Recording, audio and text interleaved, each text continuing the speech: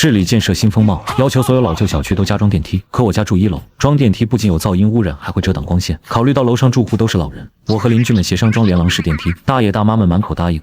可当我出差回家后，家属楼却多出了一栋普通电梯。我没多废话，当场把家暴改成了骨灰房。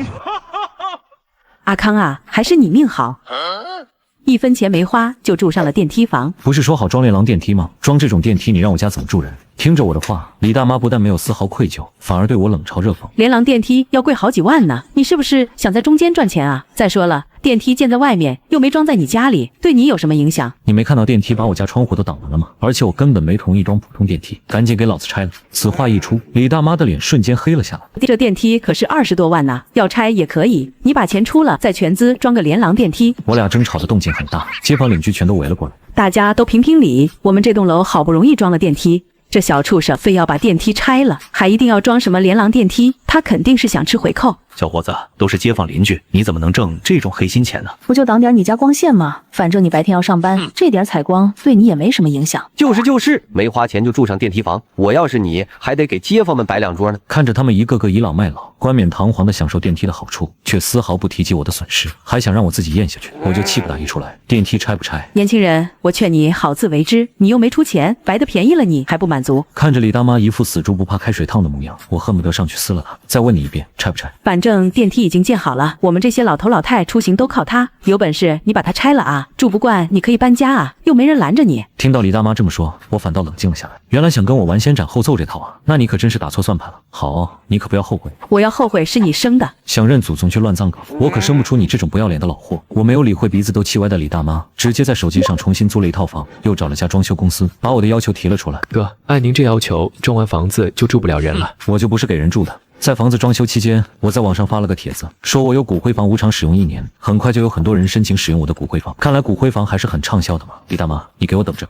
很快房子就装修好了，房子门窗全部封死，内部通体白色。幽暗的环境下，一排排铁架排列着。我满意的验收完关门准备离开，却撞见了下楼买菜的李大妈。哟，这不是阿康吗？这么久没见了，是躲哪儿去了啊？躲你姥姥的腿，老子跟你见目的去了。前狼后虎，风水好死，就等你来住。李大妈气得抖了抖，想反驳又碍于知识库有限，半天才憋出了一句话：欺负老人，你会遭报应的。没报应我能住你楼下。可就在我准备离开时，李大妈突然抓住了我的手，将一张催款单甩在了我脸上。想走？交钱？交什么钱？我扫了眼催款单，上面密密麻麻写着电梯各项支出，平均下来一户2万多块。电梯装修关我1楼毛事，谁愿意装电梯你找谁要去。我不管，电梯你用上了，你就得出钱。我他妈住1楼的，坐电梯我上天啊！眼看我不给钱，李大妈更是蹬鼻子上脸。这我不管，反正电梯已经装了，用不用是你的事，但钱你必须得出。我要不出呢？你这房子重新装修了，是准备出租吧？要是不给我钱，我就天天上门催账。你这房子就等着留给鬼住吧。听闻此言，我笑出了声。我的租户最不怕的就是闹了，那可真是承你吉言了。第二天公鸡还没打鸣，我就带着10几个抱着骨灰盒租户来到我家。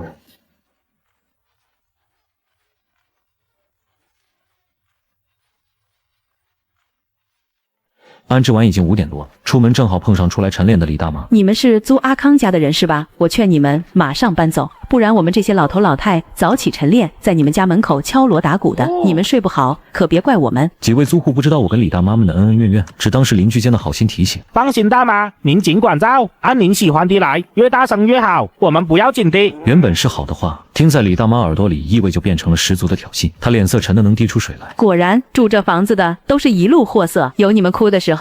清明、重阳、7月半，确实有他们哭的时候。要不要帮你一起哭了？看你这么缺钱，要不要顺道给你烧点？经过2次的教训，李大妈已经知道我嘴巴厉害，即便吃了亏，她也不敢跟我继续吵下去。离开前放下狠话：你们要住在这，我就天天给你们烧纸钱。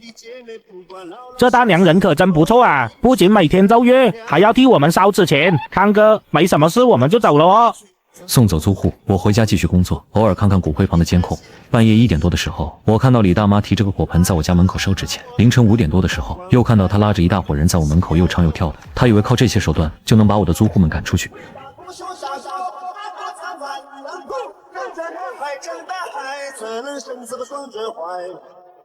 她以为靠这些手段就能把我的租户们赶出去，殊不知我那房子现在压根就没人住。李大妈，我很好奇，当你知道我家是骨灰房的时候，你的脸上会是什么样的表情？李大妈这样连续折腾了好几天，不仅没对我造成丝毫影响，反而自己的黑眼圈浓得像个熊猫。正当我准备向她摊牌的时候，门口传来了急促的敲门声。你好，于先生，我们接到民众举报您从事间谍活动，需要您协助我们调查。举报那个人是不是叫李翠兰？为首那名警察看我直接说出举报人，大概也猜出这是李翠兰跟我之间有纠纷。很快警察就把我带到了老小区，我才刚下警车，李大妈就带着一群大爷大妈们围上来。警察同志，我观察好几天了，他家里的门窗都给封住了，里面1周多都没出来个人，我怀疑他在从事间谍活动。我听我儿子说过，举报间谍能有50万，什么时候可以去领啊？如果调查属实，国家会给予你相应的奖励。听闻此言的李大妈朝我投来了得意的目光，我懒得理她。我正愁没办法把这栋楼的大爷大妈聚在一起呢，一想到等下揭开真相时他们的表情，我就打心底的开心。笑什么笑，死到临头了，等下就抓你枪毙。放心，我死不死先放一边，但你等下肯定想死。李大妈被我怼得噎住了，但碍于语言的匮乏，想了半天才憋出一句：小王八蛋，不得好死。我死不死的不知道，但你一会儿就该想死了。就在我跟李大妈互骂的时间里，警察已经看出来了，我这套房子是干什么用的。小伙子，你这么干可不道德。没办法，至少我现在心情舒畅，念头通达了。李大妈看着我跟警察嘀嘀咕咕的，还以为我在收买警察。警察同志，他是不是想收买你？我们老百姓这么多双眼睛盯着你，抓间谍这么大的事，你可不能轻拿轻放啊！同志，请你不要瞎说，但里面的情况，我劝你们还是不要看。凭什么不能看？是不是你想偏袒他？街坊们，你们说是不是啊？李大妈的话很快就引起了其他邻居的共鸣，一个个都蠢蠢欲动，都想分一杯举报间谍的羹。我早看出于平康不是个东西，这次抓间谍我也有份。几万块的电梯钱也不出，我看他就是米蒂派来破坏人民大团结的。面对他们的污蔑，我没有说话，而是默默把门打开。警察同志，他们要看就看呗，好言难劝该死的鬼。大白天就黑漆漆的，肯定心里有鬼。这次我们是抓到真间谍了。看着大爷大妈们一个个挤进门，我顺手打开了灯，一排排的铁架立刻映入眼帘。最吸引目光的是铁架上10几个骨灰盒，冲在第一个的李大妈被吓得一哆嗦。要死啊！弄这种东西在小区，这不离你近吗？哪天死了立刻就能进来住，从人生夕阳红到人生后花园，坐个电梯就到了，对您来说多省事啊！小畜生，我命令你把这些东西都给我拆了！我没有理会他暴跳如雷的模样，正准备转身离去时，李大妈就一把推开人群，拦住了我的去路。不准走！今天这东西不拆掉，你就不许走！警察同志，赶紧把他抓起来枪毙！他把自己家改造成骨灰房并不违法，只能说是道德底线问题。这种事情只能你们自己协商解决。如果协商解决不掉，我建议你们通过法律途径解决。警察前脚刚走，李大妈一群人就把我围了起来。小畜生，你不把东西给拆了，别想走！你谁呀？让我拆我就拆，你求我啊？求我的话，我考虑考虑。小康啊，都是街坊邻居，没必要闹成这样。你搞了这么个东西，自己也不能住，最终你还不是吃亏了？抓紧拆了吧，大不了电梯的钱给你打半折，你不要占了便宜还卖乖。看着他们着急的模样，我却不以为意，反而饶有兴趣的看着。现在知道是街坊邻居了，还我他妈的占便宜了！老子大慈大悲，有便宜让你们一起占，大家一起住阴宅。想拆房子里的东西可以啊，你们把房子买了吧。小畜生，你等着！事情这么一闹，我跟楼上的大爷大妈们彻底撕破脸了。这几天他们光报警就报了4次，社区也找上门，但都被我冷着脸赶了出去。他们不死心，又找来了本地栏目老舅来帮忙，直接就杀到了我家。你们是谁？我是老舅，来帮忙栏目的主持人老舅。我们知道你们小区发生的不悦事情，这次过来是帮忙一起解决这件事的。还没等我拒绝，他就带着李大妈一群人冲进出租屋，更是一屁股坐在了沙发上。现在装电梯的钱不用你出了，但条件就是你把骨灰房给拆掉，你觉得怎么样？一旁的李大妈他们肉疼的点头，几人一唱一和的把事情拍板。我冷眼看着这滑稽的一幕，你们是来搞笑的吗？哪里来的滚哪里去！老舅脸色大变，估计是第一次遇上我这么不给面子的。他在摄像机前又不好发作。小鱼，我知道你有情绪，但我们今天是来解决问题的，不是来吵架的。老年人腿脚不方便，想坐个电梯也是无可厚非。作为年轻人，照顾他们是义务。为了一点点的纠纷，没必要闹成这样。就是，建电梯你也是同意的，谁知道建好后给我们来这出。首先，我当时要求的是建连廊式电梯，姓李的当初答应的好好的，转头就趁我出差建成了普通电梯。第二，他们又不是我爸妈，我凭什么照顾他们？再说了，房子是我的，只要不违法，我干什么都跟你们没关系。想解决问题很简单，把房子买了。一听要买房子，李大妈急得跳了起来。如果我买得起房，我还跟你在这儿说这些啊？你看，解决方案我给他们了，他们自己不接受。老舅看我油盐不进，眼神敛了敛，对我半劝解半威胁。你应该知道我们节目播出的影响力，我劝你好好考虑，别到时候影响到你的事业。你这是在威胁我？我是在为你考虑。老舅见我不再说话，还以为我被他说服了，站起来拍了拍我的肩膀，一脸得意地看着我。年轻人有脾气是好事，但更要懂得进退。老舅替你做决定了，事情就按我说的这样解决。还没等我回复，老舅就站了起来，对着摄像机以他标志性的动作准备收尾。有麻烦找老舅来帮忙。今天李女士的忙我们已经……我不同意。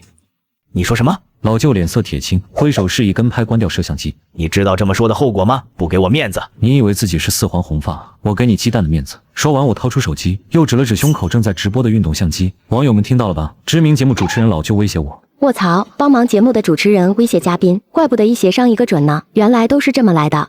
建议详查老舅，看他有没有黑社会背景。还有那个姓李的大妈，多大脸，把人家1楼挡了，人家反击了，那是你活该。此时的老舅脸色煞白，公众人物出了这种事情，职业生涯也算是干到头了。而李大妈不知道这意味着什么，好死不死的还让老舅上手段。老舅啊，这小子不听劝，你上点手段。你不是认识很多人吗？他爸妈在乡下种地，你让人弄他爸妈。卧槽，还要上手段，真他妈是黑社会啊！这老太婆真不是个东西，居然想对付主播他爸妈。我已经报警了，主播保护好自己。老舅手抖的不行，李大妈见他没有动作，又开始说起了风凉话。你是不是不行啊？不行，你早说啊，害我白跟你来这趟。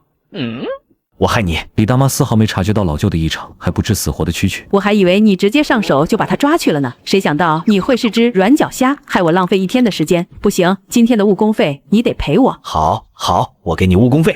老舅上去就是一拳，随后将李大妈按在地上左右开弓。来啊，收好你的误工费，100、200够不够？不够是吧？都怪你，老子的事业毁了，你还跟我要误工费？别打脸，别打了！李大妈被老舅打得抱头鼠窜，其他人见老舅状态疯癫，根本不敢上前把两人分开。等警察到的时候，李大妈整张脸都肿成了猪头，最强战力都被我整得住院了。剩下的街坊没办法，只能重新跟我谈判。阿康，我们把电梯拆了，你也把骨灰房拆了吧。现在拆电梯晚了，我回来当天就说过，别到时候求着我拆。那你说怎么办？楼下就是骨灰房，我们现在都不敢回家了。现在老头老太们一个个柔弱得很，要不是我没见过他们嚣张的姿态，还真要被他们给骗了。现在这套房子我肯定不要了，要么我继续当骨灰房，要么你们共同出钱把我这套房子买走，不然你们就准备在死人头上住到死吧。邻居们纷纷说自己没钱，于是我给他们出了个主意，你们没钱，李大妈有啊，这件事是她挑起的，本来就要她负责，买这套房子至少她要出一半。话虽然这么说，但万一李大妈不愿意出钱怎么办？他要是不顾着你们，你们也别顾着他呗。我有个朋友也遇到你们这样的情况，隔3差5就在他家门口烧点纸钱，倒点垃圾，送点花圈什么的，没几天就解决了。听我这么说，街坊们的眼睛都亮了起来。我知道他们动心了。强装电梯你们都有份，要不是精力有限，我一个都不想放过。既然问题解决了，大家都散了吧。李大妈捂着脸从医院出来时，半边脸还肿得老高，她心里把老舅和我骂了千百遍。刚走到小区楼下，就被一群邻居拦住了去路。李翠兰，你可算舍得回来了，这烂摊子都是你挑的头，现在全楼的人都被你害得没法安生，今天你必须给大家一个说法。给什么说法？装电梯是不是你们同意的？此话一出，周围的大爷大妈们瞬间炸开了锅，七嘴八舌的抱怨声像冰雹似的砸向李大妈。当初要不是你拍着胸脯说装普通电梯没事，骗小鱼说肯定装连廊，人家能把房子改成骨灰房，说的好像你很委屈似的。自从楼下成了那晦气地方，我家小孙子上学都不敢走楼道，天天让他爸妈送，你说这叫什么事？现在要么你出钱把那房子买了拆了，要么我们就天天堵你家门口，谁也别想好过。李大妈本来就一肚子火，被众人这么一呛，当即叉着腰又撒起了泼。我凭什么出钱？又不是我一个人用，要出钱你们一起出，想让我一个人扛，门都没有。你还好意思说？当初是谁说连廊电梯贵，非要装普通的？是谁趁小鱼出差偷偷找施工队动工的？现在出了事，你想甩锅没门！街坊们你一言我一语，唾沫星子都快溅到李大妈脸上，她最后只能捂着脸往楼上跑，而身后的骂声追了她一路。从那天起，李大妈的日子彻底掉进了地狱。有人每天清晨在他家门口烧纸钱，小区里的人见了他，要么扭头就走，要么对着他指指点点，连平日里跟他一起跳广场舞的老姐妹都刻意跟他保持距离，生怕沾了晦气。走投无路的他给儿子打电话，哭着说自己受了委屈。儿啊，你妈我在家被人欺负了，你快回来给我撑腰啊！事情经过我都了解过了，当初是你非要耍小聪明占人便宜，现在遭报应了，你自己解决，我们丢不起这人。就这样熬了1个月，李大妈整个人瘦了一大圈，最后她实在撑不住了，只能托张大爷来跟我谈。阿康，看在街坊邻居的份上，你就松松口吧。李翠兰的老婆子现在也挺可怜的，她愿意出点钱把你那套1楼的房子买了，剩下的钱我们全楼街坊凑，你看行不？张大爷，这事儿跟街坊们没关系，全是李翠兰的错。要么她按正规评估价来全款买了我这房子，要么我继续把骨灰房开着，大家一起膈应到底。这她一个老婆子哪有那么多钱全款啊？她有没有钱跟我没关系，当初她占我便宜的时候怎么没想过我难不难？现在轮到她了，就想找借口，告诉她要么全款要么耗着，我有的是时间。张大爷把我的话带回去后，邻居们彻底怒了。当天下午，一群人就堵在了李大妈家门口。李翠兰，你要是再不交全款买房，我们就让你连家都没得住。我没钱，全款我根本拿不出来。你那养老钱呢？你儿子女儿不给你钱吗？今天你要是不给出个准话，我们就砸门了。门外的砸门声、骂声此起彼伏。李大妈躲在屋里，只能咬着牙答应全款买房。可她的养老钱根本不够，只能厚着脸皮给儿子女儿打电话凑了一点。几天后，张大爷带着李大妈找到了我。阿康啊，姨答应全款买你那套房子，你看能不能少点？那房子被你改成那样，根本不值那么多钱。这是正规评估机构出的报告，按小区1楼正常房价评估，总价58万，1分都不能少。李大妈看着报告上的数字，当场就傻眼了，一屁股坐在地上撒泼打滚。你心太黑了，你这是趁火打劫。那房子就是个晦气房，根本不值这么多，我不买了，大不了大家一起膈应。可以啊，你不买，我再加几10个住户，反正我又不住那儿，到时候街坊们天天对着骨灰房，日子过不下去，只会更恨你。你觉得你还能在这小区待下去吗？这话戳中了李大妈的软肋，她沉默了片刻，最后只能咬着牙点头。我买。李大妈买房不久，房价就跌了。听说她怕损失太大，天天跟其他住户吵着要把电梯拆了，几家人吵得不可开交。李大妈又去找记者。我在电视上看到他们的节目时，已经换了个新的主持人。这次主持人还是和稀泥的老套路，让李大妈顾全大局，不要因为一个人的得失而让老人们出现不便。之前对我说的话，现在全还给了李大妈。